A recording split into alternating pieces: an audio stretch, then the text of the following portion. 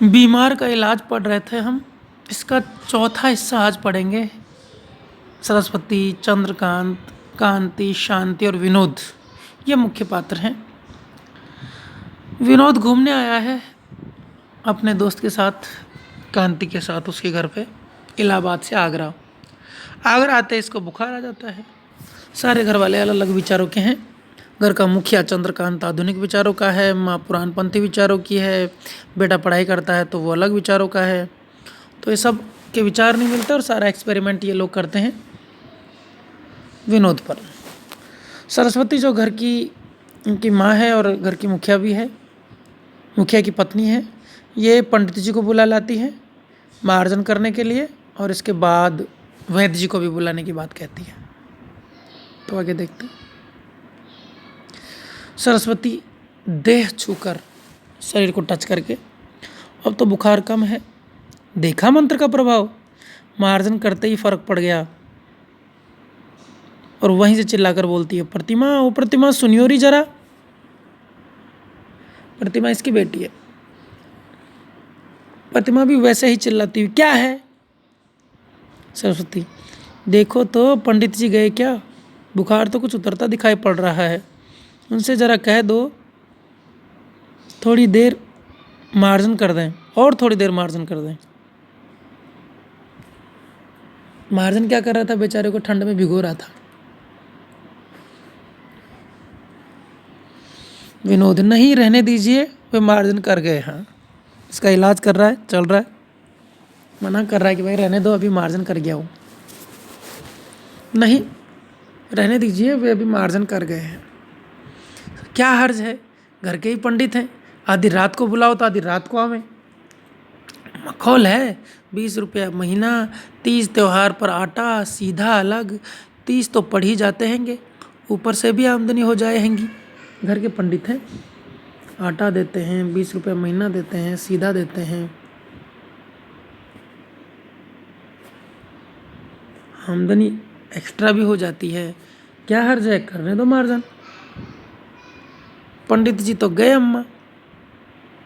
विनोद भी बोलता है, माता जी मार्जन रहने दीजिए, काफ़ी हो गया, खूब मार्जन कर दिया, खूब भिगो दिया। और इतने में आ जाते हैं वैद्य जी। अब वैद्य हरिश्चंद्र शांति के साथ आते हैं। सरस्वती, लो वैद्य जी आ गए, आओ वैद्य जी, आओ वैद्य जी। क्या बात है बहू जी, सवेरे ही शांति जा पहुंचा तो मैं डर गया। कायदे से किसी आदमी को देखकर वैद्य को खुश होना चाहिए, परंतु मेरी आदत और ही है। मैं चाहता हूँ अपनी जान पहचान के लोग सदा प्रसन्न रहें, बीमार ना हो। हाँ, क्या बात है? संकेत से पूछता है। तो ये कांति के साथ पढ़े हैं वैद्य जी, छुट्टियों में उसी के संग शहर को आया, सो बेचारा बीमार पड़ गया। जरा देखो तो। शांति इसको बुलाने गया था, छोटा बेटा। जैसे ही वैद्य जी नब्ज देखने को बढ़ता है, विनोद बोल उठता है, डॉक्टर गुप्ता भी देख गए माता जी।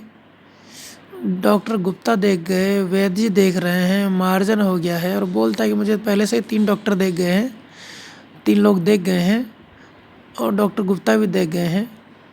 तो हरचंद बोलता जो वैद्य है, फिर मेरी क्या आवश्यकता है, मेरा काम ही क्या है? एकदम दूर जाकर खड़ा हो जाता है। मैं ऐसे रोगियों का इलाज नहीं करता, उसी डॉक्टर का इलाज करो। मैं तो राजा भूपेंद्र सिंह के यहाँ जा रहा था। देखो कितनी बड़ी बड़ी फेंक रहा है। मैं तो राजा भूपेंद्र सिंह के यहाँ जा रहा था, सोचा बाबूजी ने बुलाया तो जाना ही चाहिए, और वो लौटने लगता है।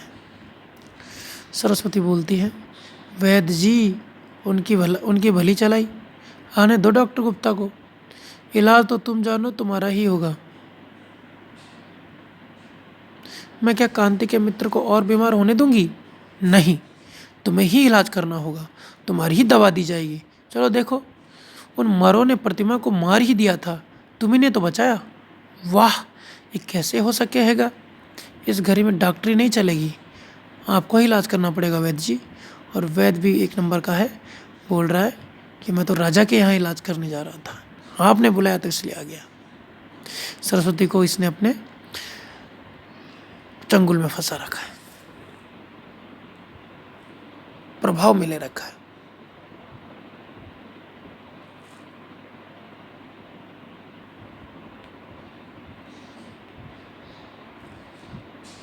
हाँ, वैद्य हरिचंद बोलता है पास जाकर विनोद को देखते हुए, हाँ तो सोच लो मैं उन लोगों में से नहीं हूँ जो दवा देने के लिए भागते फिरे। मैं अच्छी तरह जानता हूँ बाबू चंद्रकांत डॉक्टर के चक्कर में पड़ गए हैं जो अंग्रेजी दवाइयाँ देकर लोगों को मार देते हैं। ये डॉक्टर भी अजीब हैं, देसी बीमारी और अंग्रेजी दवाई, न देश न काल। देसी बीमारी है, अंग्रेजी दवाइयाँ देते हैं, ये लोगों को मारते हैं अंग्रेजी डॉक्टर, और बाबू चंद्रकांत उनके चक्कर में पड़ गए हैं।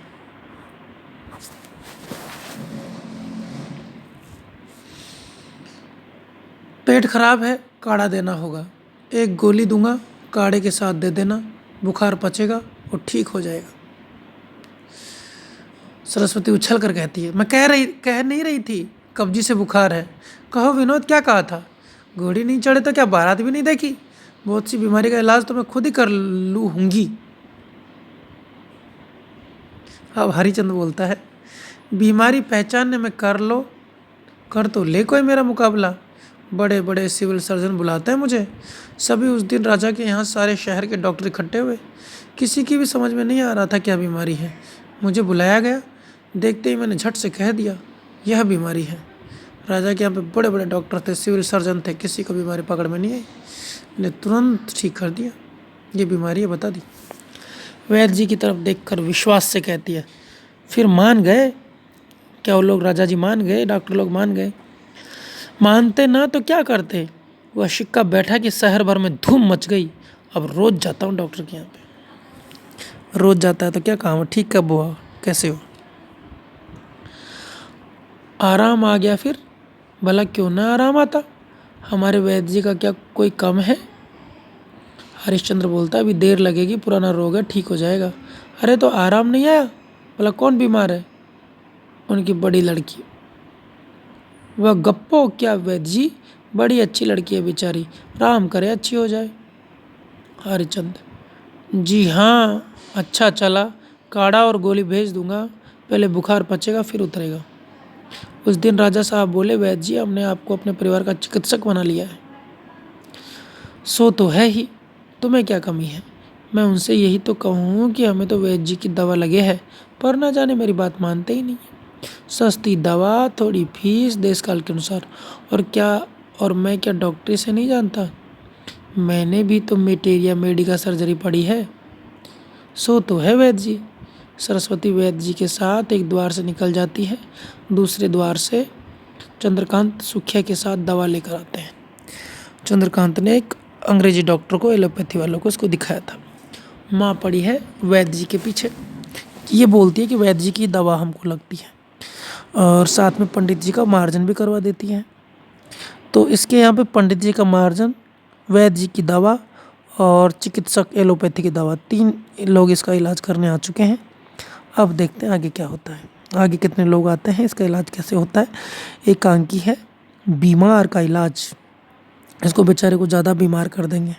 सब घर वालों की अलग अलग राय है और अलग अलग चिकित्सा पद्धतियाँ हैं, तो अलग अलग चिकित्सा पद्धतियों में सबका अलग अलग विश्वास है।